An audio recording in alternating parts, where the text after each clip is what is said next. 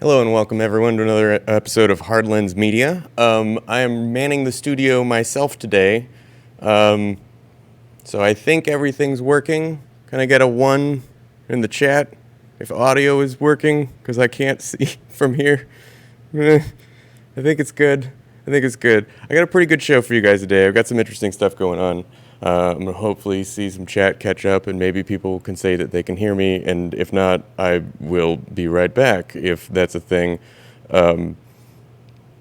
Should have more than one person in the studio. I wanted to mention a couple of things today. I was going to start off with Tulsi Gabbard. We like Tulsi Gabbard. She makes excellent anti-interventionist arguments. She's one of the very few candidates that we ever see on the stage who champions that kind of, hey, we should not go into a new war without finishing the old wars, also without exit strategies, also a host of other reasons. Those are the reasons we have going in. We don't take any time to substantiate, et cetera, et cetera, et cetera. And for these reasons, Tulsi Gabbard is maligned pretty regularly. Now, there's some things in her record that are a little bit hard to explain, a little head scratchy, or at least, not things that she talks about herself or advocates for, but things that her critics relentlessly bring up. Oh, her dad and Modi and Indian stuff because she's Hindu and things and bad stuff. And it's like, she doesn't, but the LGBTQ thing, it's like, well, her LGBTQ positions changed. Like way a long time ago, like before she ran for the House, like before Hillary Clinton's views changed. So it's no wonder, given her anti-interventionist views, that establishment press, establishment types, DNC insider types don't like her very much. So this was kind of interesting. It just sort of came out that looks like she's qualified for the next debate. So how exactly is that? Let's have a quick look here. I gotta flip this back over. So Gabbard qualifies for the fourth presidential debate. So Republican Tulsi Gabbard became the 12th Democratic presidential candidate to qualify for the party's October primary debate on Tuesday, after new polls showed her with 2% support in New Hampshire. To qualify for the October debate, candidates have to collect contributions from 130,000 unique donors and register at least 2% in 4 Democratic National Committee approval polls. Gabbard met the donor benchmark weeks ago, but has struggled to notch enough support in the 4th poll to put her over the polling threshold. What changed on Tuesday after the Monmouth University poll showed that Hawaii Congresswoman with 2% support among registered New Hampshire Democrats and unaffiliated voters who are likely to vote in the crucial first in the nation primary on February 11th. Spokesperson for Gabbard did not immediately respond to the Hill's request for comment about the qualifying poll. Gabbard is the 12th presidential candidate to make the cut for the 4th primary debate, which is slated to be held in Watersville, Ohio on October 15th. Other candidates have until October 1st to qualify for the event. Only one other candidate, best-selling author Marianne Williamson, is relatively close to qualifying for the 4th debate. She has already surpassed the 130,000 donor threshold, but needs to register at 2% or higher in at least 3 more qualifying polls. Yeah. DNC announced on Monday that it would make the cut for the 5th debate in November. Candidates will have to amass support for at least 165,000 donors and score 3% or higher in 4 qualifying polls, or at least 5% in 2 approved early state polls. All right, well, so it looks like, looks like she met those requirements. I haven't seen the DNC officially say anything about this. What I've heard said is, look, she's met the requirements, but I feel like I've heard that before. I heard that for the 3rd debate. But it wasn't the DNC saying she had made the debate. It was people saying, look, she's made the qualifying polls. And so, I don't know if I believe it until I hear the DNC say, yeah, okay, fine, we'll have her on the stage, because she should be on that stage. And it's a travesty that she wasn't on the stage for the 3rd night. Now, people have made the argument that, well, the Democratic primary debates, particularly this early, are not terribly important, right? They're not, nobody's really basing their primary vote off of what they hear for the first time in one of these things. You know, they have such little time to explain their policy positions. I'm hearing this argument going, yeah, well, why don't we have better debates? Why don't we make it so that people do decide based on debates? Because the format allows candidates to explain full policy positions in detail, and we can have a marketplace of ideas. I keep hearing that term bantered around, but nobody seems to like putting it in practice, and argues that these debates are really just, you know, to get some candidates in there to raise their profile for future House and Senate elections. I mean, how else would we have ever heard of Eric Swalwell? Yeah, I probably wouldn't have, I guess. Why are we using the thing that we say we're supposed to use to decide who we would like to be our nominee to promote people who may later run for a totally different office? Why is it a good idea to evaluate the Democratic debates in that way? It's not. It isn't. Ugh. Gets under my skin. People are so crazy about that. They're just, I'll point out that Tulsi Gabbard and Marianne Williamson as well are two candidates that have massive, obvious bases. Huge support, right? And that the most telling thing about that is the number of individual donors that those candidates have. And I look at someone like Biden or even Warren. Beto O'Rourke is a prime example, trying to max out corporate donations here and there, trying to hold on. Cory Booker had some figure he needed to raise X number of dollars in a particular period of time, or they were just going to have to shut the doors. And it's because when you are collecting from the people who are maxing out the potential donation base, as opposed to doing the Bernie Sanders strategy of $27 at a time, well, you may have tapped out the people who ideologically agree that we shouldn't do anything in this country because we should protect business interest and capitalism good and all that good stuff. And let's keep doing the war thing. That seems fine. And boy, let's not get rid of private insurance. Those people that are doing just fine in the current economic climate, that have tons and tons of money, have already given their maximum legal amount that they can to campaigns. So what do they do then? Well, so then now I have to look at PACs and super PACs and have to do that. It becomes tricky. But $27 at a time from a wide base is a strategy that Bernie Sanders has proven yet again works very well.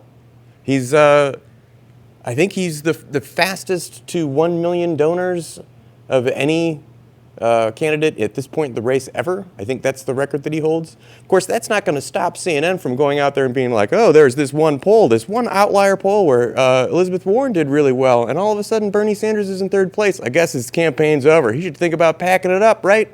When's Bernie going to drop out? When's Bernie going to drop out? Well, you ignored the poll in Colorado where he's winning. You ignored the poll in New Hampshire where he's winning. You ignored the poll in North Carolina where he's winning. There are a whole lot of polls just in the last week where he is number one. But you got this one outlier poll which shows Elizabeth Warren winning, first time she's ever won in that Iowa poll. And you're going to be like, well, Bernie's got to drop out.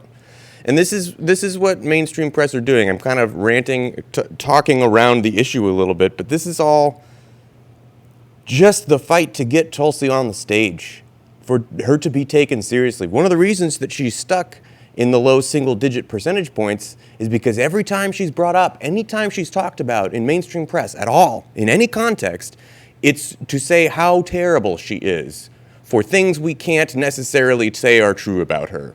But boy, it's so terrible if these things we're saying about a person were true about her. Boy, she would be horrible. Let's only talk about her campaign in the framing of what are bad things that people do that we don't like, and maybe she does those too. She used to say some bad things about this, but she's never changed her mind about LGBTQ issues. We definitely don't want people talking about how we shouldn't have war. Oh, he's an Assad apologist. How could she? How dare she go do diplomatic missions in a place that we're trying to actively bomb and undermine its sovereign government through use of jihadist military forces, through several moderate rebels that definitely don't have ties to ISIS or Al-Qaeda or other jihadist groups. Yeah. Oh, no, she spoke to the leader. Same with Modi, the Modi speaking to Modi thing. It's like, that was on a diplomatic mission, diplomatic trip with the Obama administration. Like, Obama spoke to Modi on that same trip. Does that stick to the wall? No. Does that stick to the wall? Oh, that one might stick to the wall. We can't let those things stick to the wall because it's just obfuscating from the actual point of her campaign. And we haven't really heard a lot from her recently. I think partially in response to some of this, to some of how effective she's been and the campaign of just ignore her and the only time you ever speak about her, smear her.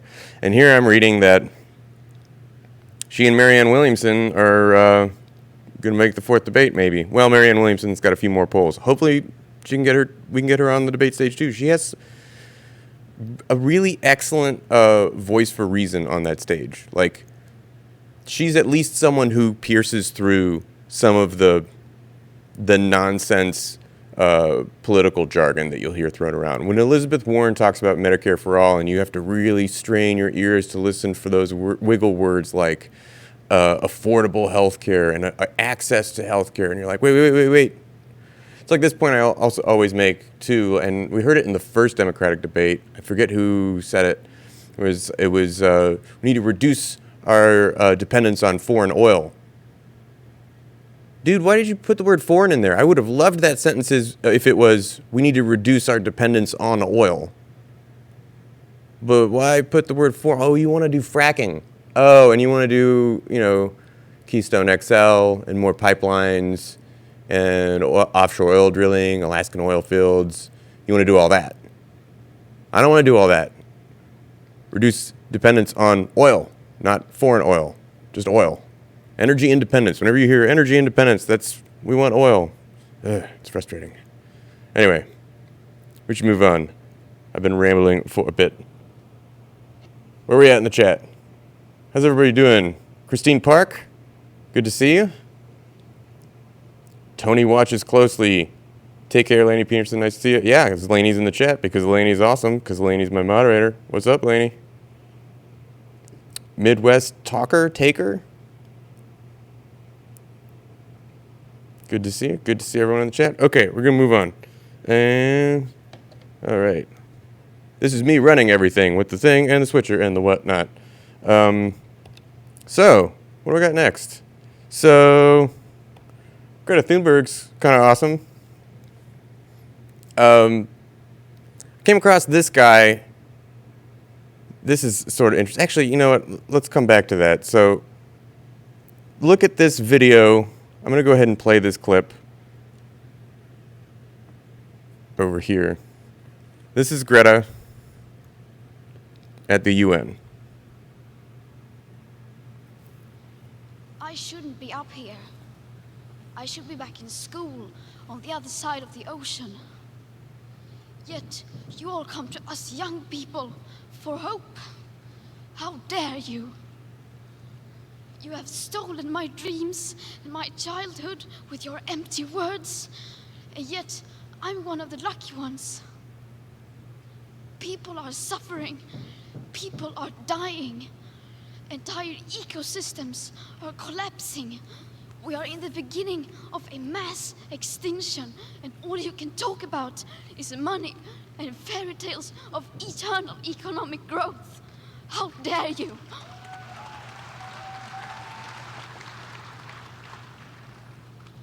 For more than 30 years, the science has been crystal clear.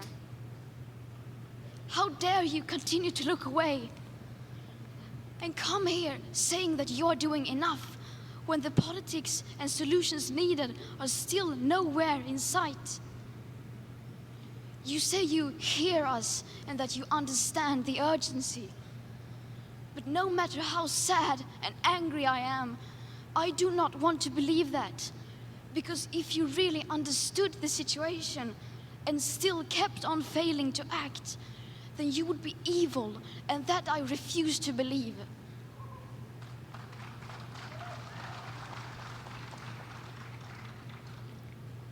The popular idea of cutting our emissions in half in 10 years only gives us a 50% chance of staying below 1.5 degrees and the risk of setting off irreversible chain reactions beyond human control. 50% may be acceptable to you, but those numbers do not include tipping points, most feedback loops, additional warming hidden by toxic air pollution, or the aspects of equity and climate justice. They also rely on my generation sucking hundreds of billions of tons of your CO2 out of the air with technologies that barely exist. So a 50% risk is simply not acceptable to us, we who have to live with the consequences. How dare you pretend that this can be solved with just business as usual and some technical solutions? With today's emissions levels, that remaining CO2 budget will be entirely gone within less than 8.5 years. There will not be any solutions or plans presented in line with these figures here today, because these numbers are too uncomfortable, and you are still not mature enough to tell it like it is. You are failing us, but the young people are starting to understand your betrayal. The eyes of all future generations are upon you. And if you choose to fail us, I say we will never forgive you.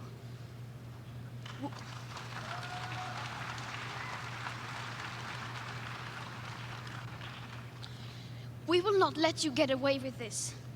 Right here, right now, is where we draw the line. The world is waking up, and change is coming whether you like it or not. Thank you.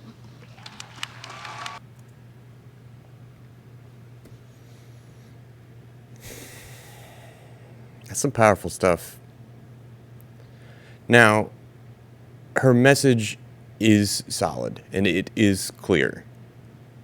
She doesn't want to be up there pleading for governments of the world to look at the IPCC report and to take action. But she very accurately makes the calculation that they're not doing that. They're very obviously not doing that. And it's heartbreaking. Here's a girl who was motivated enough to go on strike from the thing that a normal 16-year-old girl is supposed to do on a Friday, and that is go to school. And she mentions that in her speech, that she should be in school, that she doesn't want to be there at the UN, at a panel, speaking to world governments, saying, we need you to do this. We need you to react and behave like this is the existential threat that it is. Now, Greta Thunberg has come public with the fact that she has mild autism, some form of autism. She speaks very eloquently. This is not something that apparently is much of a social issue for her at all. But conservatives will take any tack they can to diminish the message by attacking the messenger. In this case, the messenger is a young 16-year-old activist.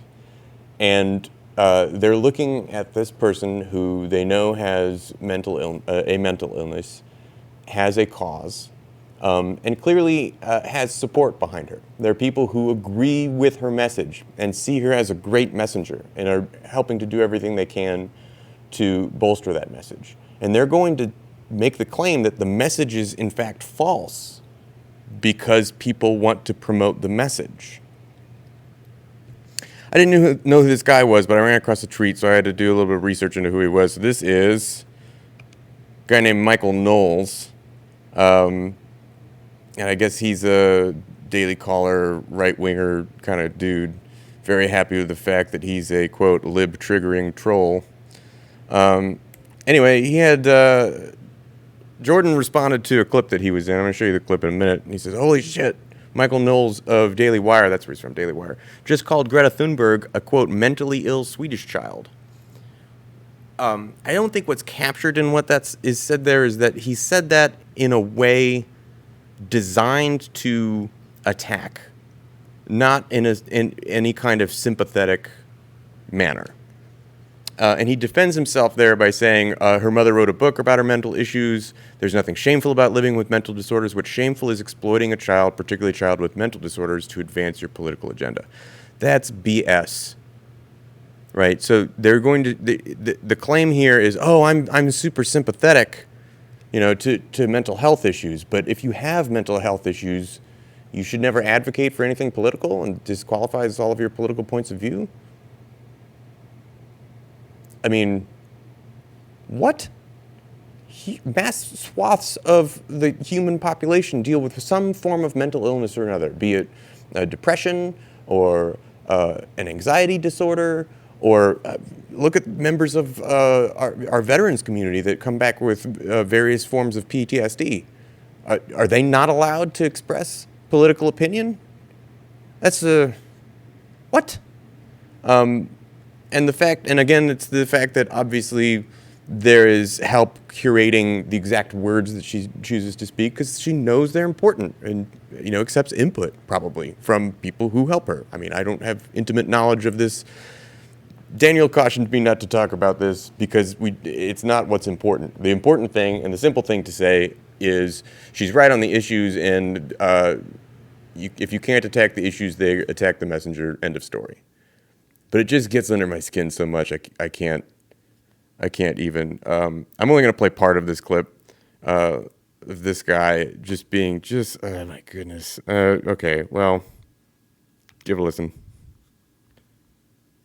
None of that matters because the climate hysteria movement is not about science. If it were about science, it would be led by scientists rather than by politicians and a mentally ill Swedish child who is being exploited by her parents and by the international left. So what you're seeing here is a political movement and a religious movement, and it's fulfilling religious and political goals of the left, but it isn't doing very much for science. Chris, you had a visceral reaction to that. Go ahead. Yeah, I mean, you're a grown man and you're attacking a child. Shame on you. She's trying to do what she thinks is right. All right, and that's where it goes off the rails. All right, we're done. We're done with that. Yeah, because that's the worst argument to just go into making. Oh, that's a mean thing to say. Don't say that. You're calling her mentally ill. It's mean. That's pearl clutching. It's not. You let him troll you off topic. The topic is not, oh no, she has mental illness. The topic is what she's saying is correct.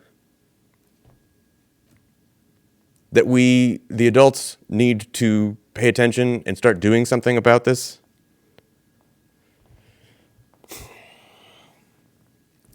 But everything is about misdirection and shoving in a logical fallacy where it's undetected. And that's what's happening here. Oh, let's not talk about the fact that the coming generations will be faced with catastrophe because of our inaction. We could come close to potentially combating it, or in some small part mitigating the effects of climate change. But you know what we need to argue about? We need to argue about this Swedish girl. That's what we need to take our time doing in these precious last years before we hit that 1.5 degree Celsius change above average industrial temperatures. That's what we need. We need to argue about mental health issues of people talking about this argument.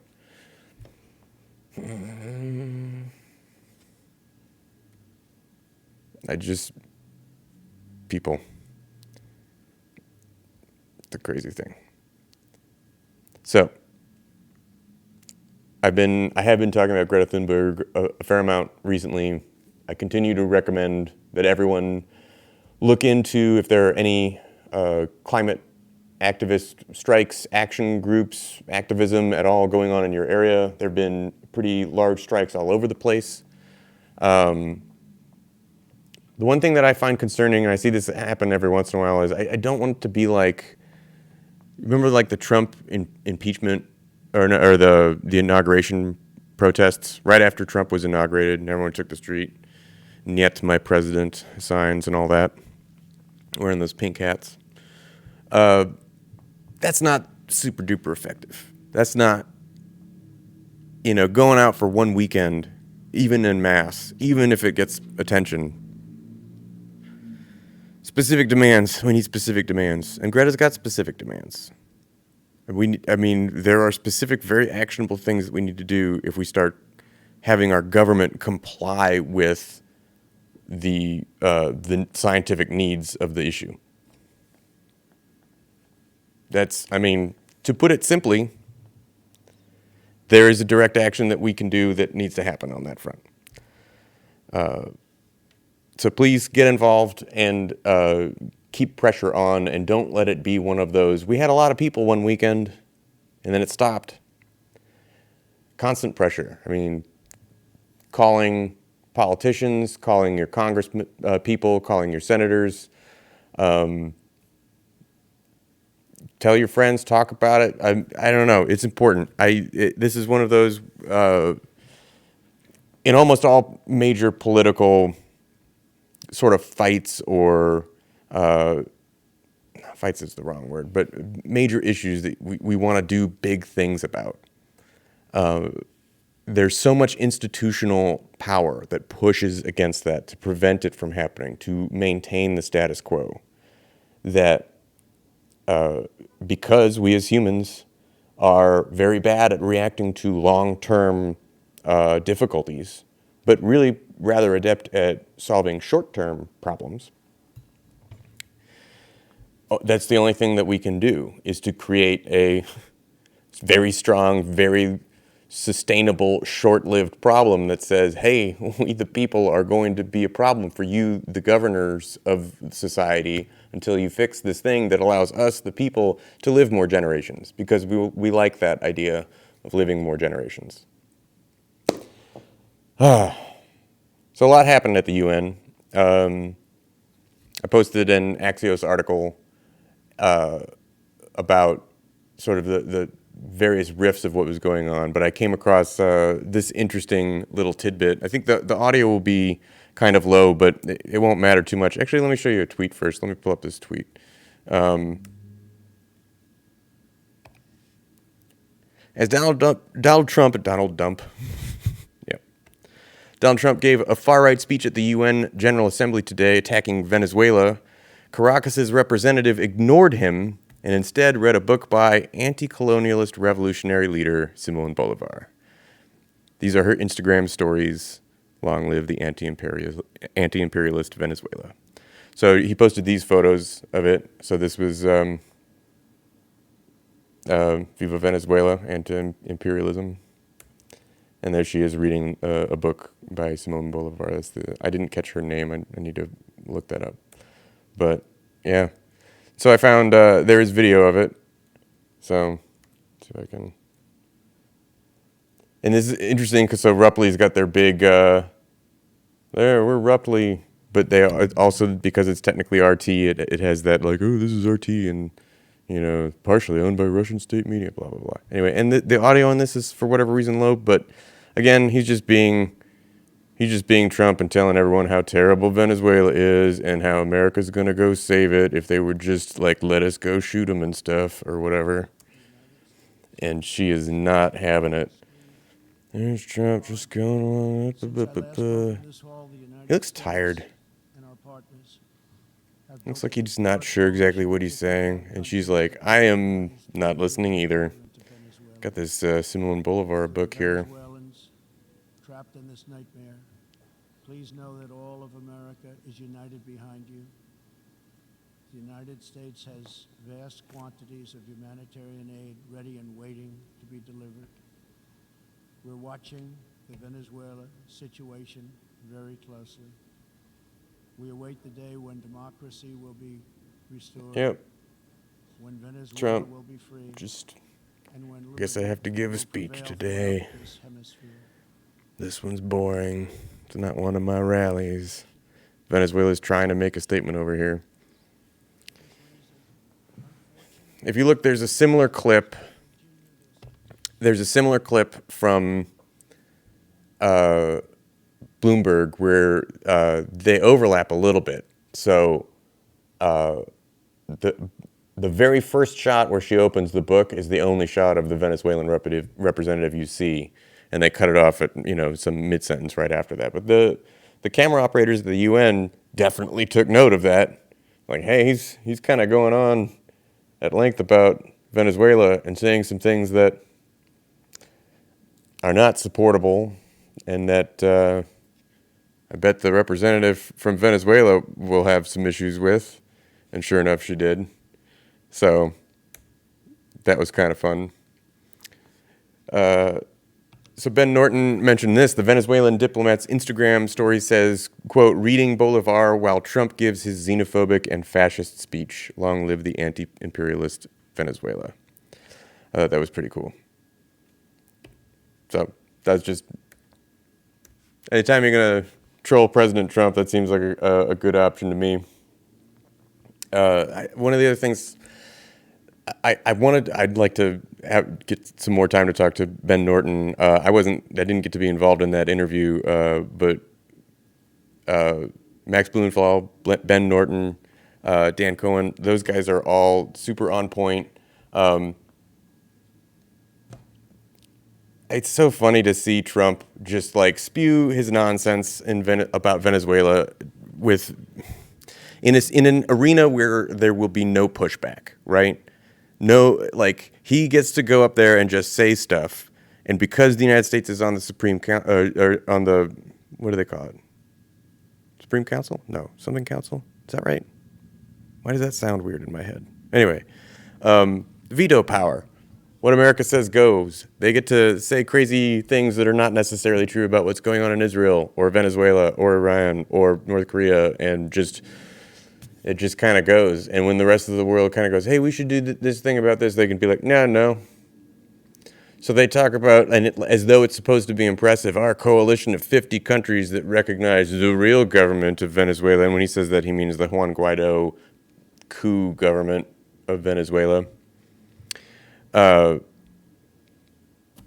How is that like an impressive number? He says it like it's an impressive number, and I think it's meant to be taken in such a way, but that is nowhere near approaching half of the member countries of the UN, which would at least be a pretty viable metric to say, hey, this is a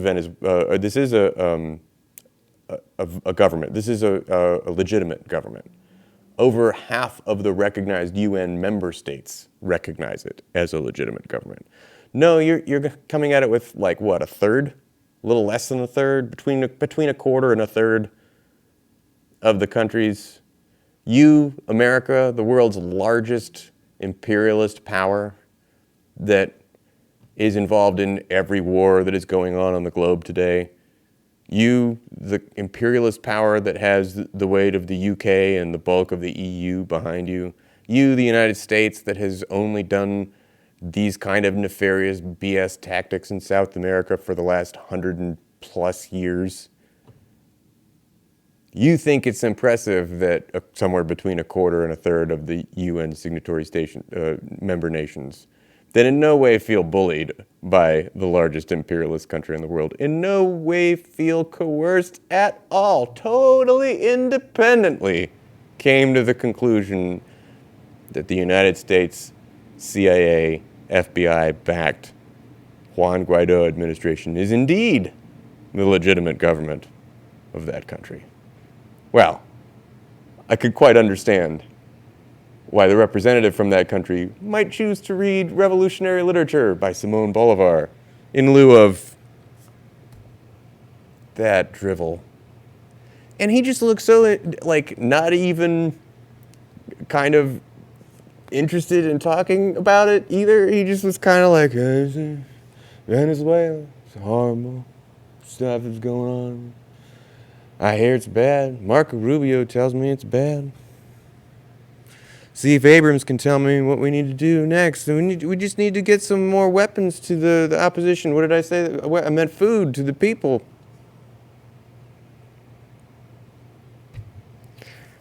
This it just me, or does his hair look like it's just a hat? Just like a hair hat. Like you put it there.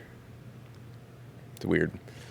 I spend so little time criticizing Trump and going after him, cheap shots like that I feel every once in a while I'm like, I'll take a, look at that guy's hair. But in general, Trump's not really worth my time. Like, when we get to the general election, there'll be a lot of arguing about it. And actually, when we get to the end of the primaries, the electability argument will start going on. Newsflash, Bernie Sanders is the most electable versus Trump, period, of anyone on the stage. And that was obvious months ago, and we've been saying it repeatedly, so I don't need to go on and on and on. Let's have a quick look at the chat. David Harris, welcome to the chat. Says, yes, that's why I like Tulsi's message, because she's the only one mostly talking about it. And I assume you mean anti-interventionism? Wait. Why not fix the problems in the USA, such as homeless, poverty, social infrastructure, with all that coin wasted in the military-industrial complex? Yep, totally agree. Nathan Jackson, Paul, the U.S. is on the UN Security Council. Yes, I said that. Yes, that's what I said. Because the U.S. is on the Security Council, which sounded weird in my head for whatever reason when I said it the first time, because the U.S. is on the Security Council, clearly they carry lots of weight. And their opinion goes. Which is why when Trump gets up there and starts bloviating about stuff that isn't true, everyone just has to like roll their eyes and watch the Venezuelan representative open a Simone Bolivar book. That's why. The U.S. government constantly overthrows countries with democratic governments and calls them dictatorships, yet supports dictator-ran countries like Saudi Arabia, says Tony watches closely, and he's absolutely right. That is a true statement. 70%, 70+% of the world's dictatorships are allies to the United States. We give over $10 million a year to Israel and are also closely allied with Saudi Arabia. And constantly tell the world that Iran is the world's biggest, threat and, fostering terrorists, and they're super offensive and aggressive. How many wars has Iran started in the last 20 years? We've started at least 8. Take that, Iran. All right. This was fun. This is a little tricky. Had a lot of things working on but it's fun. We could not do this here at Hardlines Media without the generous support of our Patreon members. So if you're unaware, we have a Patreon page, patreon.com/hardlinesmedia. And these Patreon members are the ones that make that possible. I wanted to give shout outs to all of our Patreon supporters. Myra Alejandra Sanchez, Carlos Osorio, Kathy Lloyd, Ishmael Rufus, Chase, Gregory Church, Kate, Kira McCoon, Sandra Ann Grayson, N.C. Schaffner, Anthony Nelson, Teresa Collins, Brittany Cabrera, Desmond Turek, Jack Morse, Sandra Mayer, Giffy. Giffy, there you go, you get all right. Luis, Arena Hinzen, Denise Gibson, Michael Elling, MLE, Unknown Space Pioneer, Eric Unger, Freethinker59, Todd Adams, Alan Myron, Ramon Lazo, Carrie Barber, Alexis Haas, Ernest Wolf, Lucy Geever Conroy, Ashwin Rukumar, Mike Honcho, Raina Q, Jeff, Fred Edward, Akbash Akita, Maya Jones, Jeff Green, Susan Singer, SCPM, Deanne, Savoyan Thet, Kai Arnold, Brian Thomas, Dimitri N., Walid Damouni, Carl Asplund, Jackie Purpura, Utilities, Tina Kratz, Tony watches closely, and Wesley Wiles, who has also hooked us up with a lot of excellent interviews. Kit is not here today, you may notice. Kit is on location. Where, you might ask? At the Chicago Teachers Union. And guess what's happening? Bernie Sanders is in town. And when Bernie Sanders is in town, he tends to speak to teachers unions. He will be speaking at the Union Space today. Kit has already arrived. He's gotten set up, and he's planning on going live very shortly. He asked me to end this stream a little bit early today, which is why I'm ending at 6:45 or 6:40. I'm ending now-ish. Please stay tuned. He will go live within the next 5 to 10 minutes, live from the Chicago Teachers Union conference, and Bernie Sanders should be speaking. Expect to see him on stage soon. I think other speakers are getting ready to go right now. Kit will fill you in on all of that from the Chicago Teachers Union. Peace, everyone. Let's do what we can to build a better future.